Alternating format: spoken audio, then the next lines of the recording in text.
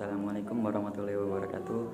Perkenalkan, nama saya Sasi Kirana dengan NPM 2331637. Saya dari Prodi Teknik Komputer kelas 23A. Baiklah, di sini saya akan sedikit bercerita tentang kisah Isra Mi'raj. Isra Mi'raj Nabi Muhammad menurut Al-Quran dan Hadis. Isra Mi'raj adalah salah satu peristiwa penting dalam sejarah Islam. Peristiwa ini merupakan spiritual Nabi Muhammad SAW ke langit yang dilakukan pada malam yang sangat bersejarah. Peristiwa Isra Mi'raj Nabi Muhammad ini menjadi sangat penting posisinya bagi kita, yaitu umat Islam. Sebab kenapa? Karena pada peristiwa itulah Nabi mendapatkan perintah sholat 5 waktu yang setiap hari kita kerjakan. Dan pengertian Isra Mi'raj. Isra Mi'raj merupakan perjalanan suci yang dilakukan oleh Nabi Muhammad SAW. Peristiwa ini sekaligus menjadi titik balik bagi kebangkitan dakwah Rasulullah. Isra Mi'raj adalah dua kata yang memiliki arti yang berbeda, Isra dan Mi'raj. Kata Isra merupakan bahasa arti perjalanan di malam, sementara kata Mi'raj bermakna tangga untuk naik ke atas. Dengan begitu, pengertian Isra yang dilakukan adalah perjalanan Nabi Muhammad SAW dari Masjidil Haram di Mekah ke Masjidil Aqsa di Palestina. Sementara pengertian kata Isra, kata Mi'raj adalah perjalanan menuju ke Sidratul Muntaha. Sidratul Muntaha adalah suatu tempat di atas langit yang tertinggi. Tempat ini bersifat gaib dan tak terjangkau oleh pikiran manusia. Jadi Isra Mi'raj adalah dua perjalanan yang dilakukan oleh Nabi Muhammad SAW dalam satu malam, dan perjalanan ini Nabi Muhammad bersama malaikat Jibril dengan menunggangi buraq. Lanjut dengan kisah Isra Mi'raj menurut Al-Quran dan Hadis. Mengutip bahwa kisah Nabi Muhammad kisah Isra Mi'raj menurut Al-Quran dan Hadis. Kisah Isra Mi'raj Nabi Muhammad SAW ini telah disebutkan dalam Al-Quran surat Al-Isra ayat 1. Allah Subhanahu wa taala berfirman, Subhanalladzi asra bi 'abdihi lailan minal masjidil haram ilal masjidil aqsa alladzi barakna lahu nuriyat. Apa sih ini? Ya Allah. Kisah Isra Mi'raj merupakan Kisah Isra Mi'raj menurut Al-Quran dan Hadis. Kisah Isra Mi'raj Nabi Muhammad SAW ini telah disebutkan dalam Al-Quran surat Al-Isra ayat 1. Allah Subhanahu wa taala berfirman, jangan berisik lo, Nes. Kisah Isra Mi'raj menurut Al-Quran dan Hadis. Mengutip Kisah Isra Mi'raj menurut Al-Quran dan Hadis. Nabi Muhammad SAW. Kisah Isra Mi'raj menurut Al-Quran dan Hadis. Kisah Isra Mi'raj Nabi Muhammad SAW ini telah disebutkan. Kisah Isra Mi'raj menurut Al-Quran dan Hadis. Kisah Isra Mi'raj Nabi Muhammad SAW ini telah disebutkan dalam Al-Quran surat Al-Isra. Allah Subhanahu wa taala berfirman, A'udzubillahi minasyaitonirrajim. Bismillahirrahmanirrahim. Subhanalladzi asra bi 'abdihi lailan minal masjidil haram ilal masjidil aqsa alladzi baraknahu haulahu linuriyahu min ayatina innahu was-samiul basir. Yang artinya Maha Suci Allah yang telah memperjalankan hambanya pada suatu malam dari Masjidil Haram ke Masjidil Aqsa yang telah kami berkahi sekelilingnya, agar kami memperlihatkan kepada sebagian dari tanda-tanda kebesaran kami. Sesungguhnya Dia adalah Maha mendengar lagi Maha melihat. Quran surat Al-Isra ayat 1. Adapun rincian kejadian tersebut telah disebutkan banyak dalam hadis sahih dengan berbagai riwayat. Salah satunya adalah hadis yang diriwayatkan oleh Imam Muslim dari Anas bin Malik radhiyallahu anhu.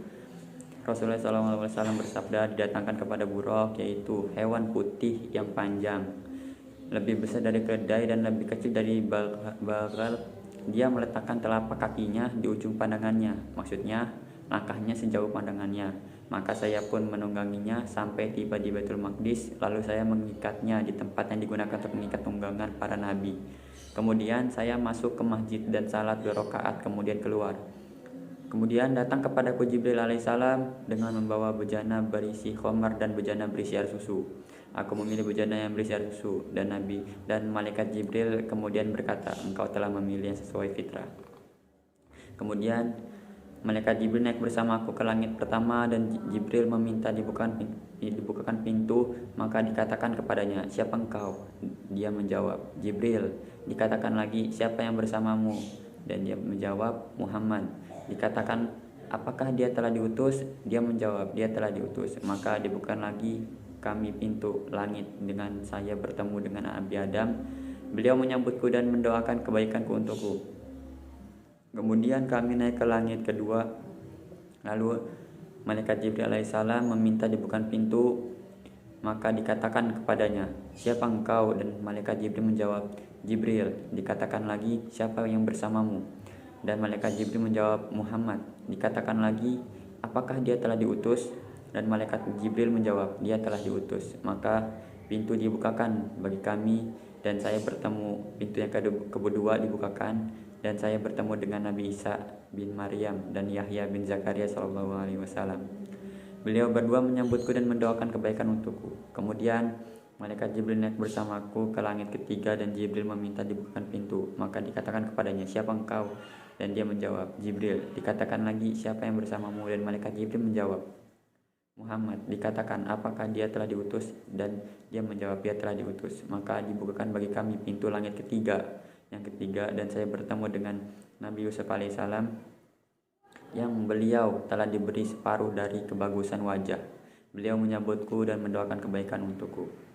Kemudian malaikat Jibril naik bersamaku ke langit keempat dan Jibril meminta dibukakan pintu. Maka dikatakan kepadanya, siapa engkau? Dan malaikat Jibril menjawab, saya Jibril. Dikatakan lagi, siapa yang bersamamu? Dan malaikat Jibril menjawab, dia Muhammad. Dan dikatakan lagi, apakah dia telah diutus? Dan malaikat Jibril menjawab, dia telah diutus. Maka dibukakan lagi kami pintu yang keempat dan saya bertemu dengan Idris alaihissalam. Beliau menyambutku dan mendoakan kebaikan untukku. Allah Subhanahu wa taala berfirman yang artinya, dan kami telah mengangkatnya martabat yang tinggi. Dijelaskan dalam Quran surat Maryam ayat 57. Kemudian malaikat Jibril naik lagi bersamaku ke langit kelima dan Jibril meminta dibukakan pintu. Maka dikatakan kepadanya, siapa engkau? Dan malaikat Jibril menjawab, Jibril. Dan dikatakan lagi, siapa yang bersamamu? Dan malaikat Jibril menjawab, dia Nabi Muhammad. Dikatakan, apakah dia telah diutus? Dia menjawab, dia telah diutus. Maka dibukakan bagi kami pintu langit kelima dan saya bertemu dengan Nabi Harun alaihissalam. Beliau menyambutku dan mendoakan kebaikan untukku. Kemudian malaikat Jibril bersamaku ke langit keenam dan Jibril meminta dibukakan pintu. Maka dikatakan kepadanya, siapa engkau? Dan malaikat Jibril menjawab, Jibril. Dan dikatakan lagi, siapa bersamamu? Dia menjawab, Muhammad. Dikatakan, apakah dia telah diutus? Dan dia menjawab, dia telah diutus. Maka dibukakan lagi kami pintu langit dan saya bertemu dengan Musa.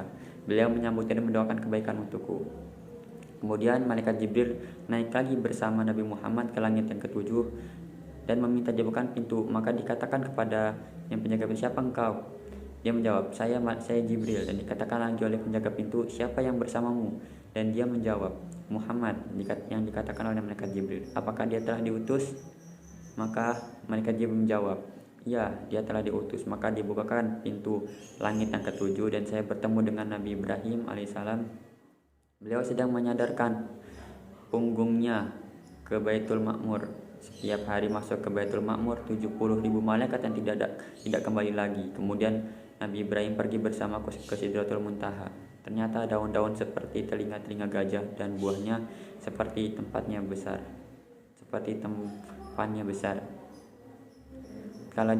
Tatkala dia diliputi oleh perintah Allah Subhanahu wa taala, dia pun berubah sehingga tidak ada seorang dari makhluk Allah Subhanahu wa taala yang sanggup menggambarkan keindahannya. Lalu Allah Subhanahu wa taala mewahyukan kepadaku. Apa yang diwahyukan? Allah mewajibkan kepadaku 50 salat sehari semalam. Kemudian saya turun menemui Nabi Musa alaihissalam. Lalu dia bertanya, apa yang diwajibkan Tuhanmu atas umatmu? Dan Nabi Muhammad SAW menjawab, saya menjawab 50 salat. Dia berkata, Nabi Musa berkata, kembalilah kepada Tuhanmu dan mintalah keringanan, karena sesungguhnya umatmu tidak akan mampu mengerjakan sesungguhnya. Saya telah menguji dan mencoba Bani Israel. Dan beliau bersabda, maka saya pun kembali kepada Tuhan seraya berkata, wahai Tuhanku, ringankanlah untuk umatku. Maka dikurangilah dariku 5 salat. Kemudian Nabi Muhammad SAW kembali kepada Nabi Musa menghadap dan berkata, Allah mengurangi untukku 5 salat. Dan wahai Nabi Musa, dan Nabi Musa berkata, sesungguhnya umatmu tidak akan mampu mengerjakan, maka kembalilah kepada Tuhanmu dan memintalah keringanan. Maka terus menerus saya pulang balik antara Tuanku Tabarakallah wa ta'ala dan Musa alaihissalam, sampai pada akhirnya Allah berfirman, wahai Muhammad, sesungguhnya ini adalah 5 salat sehari semalam yang kita lakukan sekarang saat ini. Setiap salat pahalanya 10, maka semuanya 50 salat. Barang siapa yang meniatkan kejelekan lalu dia tidak akan mengerjakannya, maka tidak ditulis dosa baginya sedikit pun. Jika dia mengerjakannya maka ditulis baginya satu kejelekan. Kemudian saya turun sampai saya bertemu dengan Musa alaihissalam, seraya aku ceritakan hal kepadanya. Dia berkata, kembalilah pada Tuhanmu dan mintalah keringanan. Maka saya akan berkata, sesungguhnya telah kembali kepada Tuhanku sampai saya pun malu kepadanya. Hadis riwayat Muslim. Nah, baiklah, selanjutnya yaitu kapan peristiwa ini terjadi. Kapan peristiwa Isra Mi'raj terjadi? Terdapat banyak pendapat mengenai kapan terjadinya peristiwa Isra Mi'raj ini. Menurut Al-Alamah Al-Masyuri, Isra Mi'raj terjadi pada malam 27 Rajab tahun 10 kenabian, dan Al-Maududi dan mayoritas ulama berpendapat bahwa hal itu sekitar 620 sampai 620 Masehi.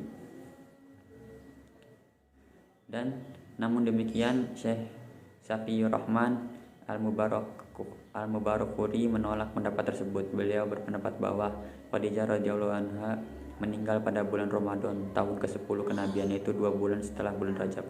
Sementara pada saat itu belum ada perintah salat 5 waktu. Syekh Al-Mubarakfuri sendiri menyebutkan 6 pendapat tentang waktu kejadian Isra Mi'raj, namun demikian tak satu pun yang dapat dipastikan karena itu peristiwa Isra Mi'raj sendiri tidak diketahui secara pasti. Apakah penting Isra Mi'raj dalam Islam? Nah, Isra Mi'raj itu sendiri bukanlah sekadar perjalanan wisata bagi Rasulullah SAW, melainkan merupakan perjalanan suci yang bersejarah bagi umat Islam. Jandanan dalam buku In the Footsteps of Muhammad, Understanding in Islamic Experience menyebutkan bahwa Isra Mi'raj adalah satu dari 3 perjalanan terpenting dalam hidup Rasulullah SAW. Selain hijrah dan haji wada, menurutnya ini merupakan perjalanan heroik dalam menempuh kesempurnaan dunia spiritual. Bagi umat Islam, Isra Mi'raj ini menjadi puncak perjalanan seorang hamba yang menuju Sang Pencipta. Perjalanan ini adalah perjalanan meninggalkan bumi yang rendah menuju kesempurnaan rohani. Salah satu momen penting dalam peristiwa Isra Mi'raj menurut Dr. Jalaluddin Rahmat adalah ketika Rasul berjumpa dengan Allah Subhanahu wa taala. Ketika itu, Rasul berkata, "At-tahiyatul mubarakatus shalawatut thayyibatul lillah." Yang artinya segala penghormatan, kemuliaan dan keagungan hanyalah milik Allah saja. Allah Subhanahu wa taala pun kemudian membalas, "Assalamualaikum ayuhan nabi warahmatullahi wabarakatuh."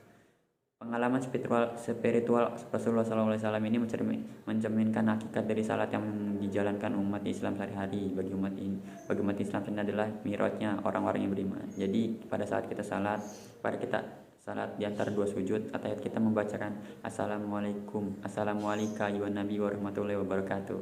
Nah, di situ adalah